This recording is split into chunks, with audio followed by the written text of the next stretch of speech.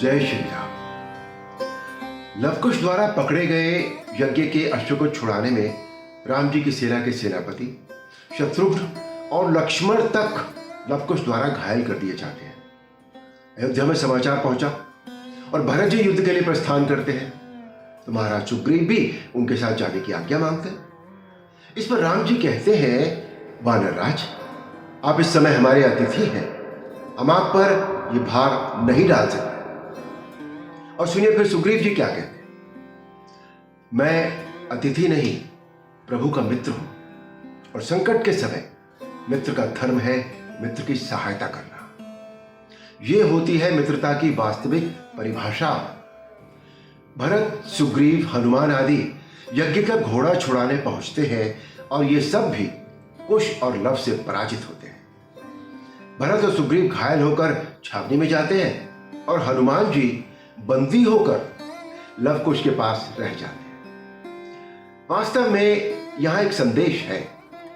कहीं ना कहीं शत्रुघ्न के मन में मथुरा विजय, लक्ष्मण के मन में मेघनाद विजय, भरत जी, सुग्रीव जी आदि के मन में भी किसी न किसी प्रकार का कोई अहंकार अवश्य आ गया था, जिसे राम जी अपनी लीला से एक एक करके समाप्त कर रहे थे। अंततः राम जी स्वयं निकल पड़ते हैं यज्ञ का घोड़ा छुड़ाने। लवकुश का आमना सामना होने पर दोनों तरफ से बाण चलने ही वाले थे कि महर्षि वाल्मीकि आ गए। उन्होंने लवकुश को समझाते हुए कहा, ये हमारे राजा हैं और राजा के विरुद्ध शस्त्र उठाना पाप है।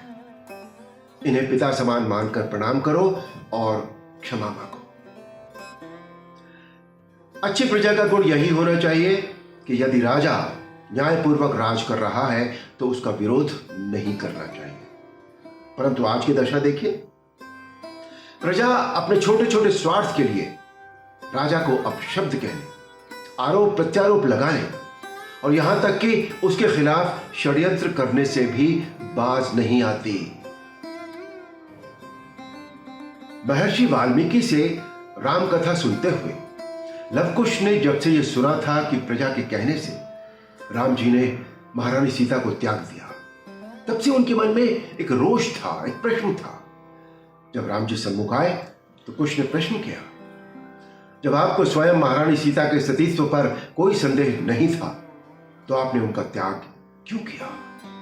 जिसका उत्तर राम जी ने यूं दिया, राजधर्म के कारण एक साधारण मानव और राजा के धर्म में इतना ही अंतर है। एक साधारण मानव का प्रथम धर्म है अपने माता पिता, पत्नी, बच्चों, परिवार और सगे संबंधियों की रक्षा करना, उनको सुखी रखना और दुख में उनका साथ देना। परंतु वही मानव जब राजमुकुट पहनकर राजा बन जाए तो उसका धर्म केवल प्रजारंजन होता है। उसके सारे कर्म प्रजामत के अधीन होते हैं। राजा का सुख उसी में है जिससे प्रजा का कल्याण, प्रजा का रंजन हो। यही उसका पहला धर्म भी है और यही उसका आखिरी धर्म भी है। आज कुश और लव ने सारे संसार की विजेता योद्धाओं को धराशायी कर दिया था, जिसके अनुसार वो इस समय धरती के सबसे महान योद्धा थे। परंतु गुरुदेव के मात्र एक बार कहने पर दोनों ने राम जी से क्षमा मांगी और यज्ञ का घोड़ा छोड़ दिया। ये होते हैं आदर्श और ये होते हैं संस्कार।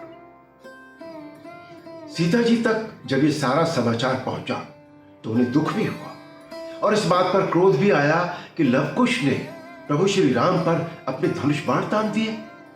इसी दुख, क्रोध और ग्लानि में सीता जी ने लवकुश को यह बता दिया कि महाराज राम ही तुम्हारे पिता हैं। इसके बाद महर्षि वाल्मीकि की आज्ञा से कुश और लव अयोध्या जाकर अयोध्या की जनता को सीता जी के प्रति जागृत करते हैं। इसी क्रम में राम दरबार में उन्हें राम कथा कहने के लिए बुलाया जाता है। व्यावहारिक रूप से देखा जाए तो इस समय लव कुश विश्व के सबसे महान योद्धा, सबसे महान विद्वान नवयुवक है और उन्हें यह भी पता लग जाता है कि उनका पिता श्री रामचंद्र, महाराजा रामचंद्र जैसा एक चक्रवर्ती सम्राट है। उस पर भी वो दोनों साधारण मुनि कुमारों की तरह अयोध्या की गलियों में घूम घूम कर सीता जी के प्रति जनता में विश्वास जगाते हैं और माता सीता का अधिकार मांगते हैं।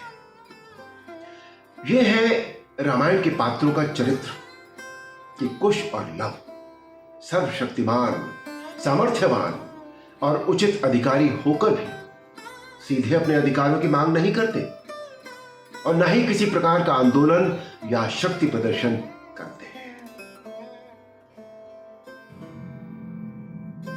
आज इन संस्कारों, मर्यादाओं और धैर्य की आवश्यकता संसार के हर मनुष्य को है। आज इंसान अपने छोटे छोटे अधिकारों के लिए कितने बड़े बड़े आंदोलन कर डालता है, ये हम सब देख रहे हैं। जय श्री राम।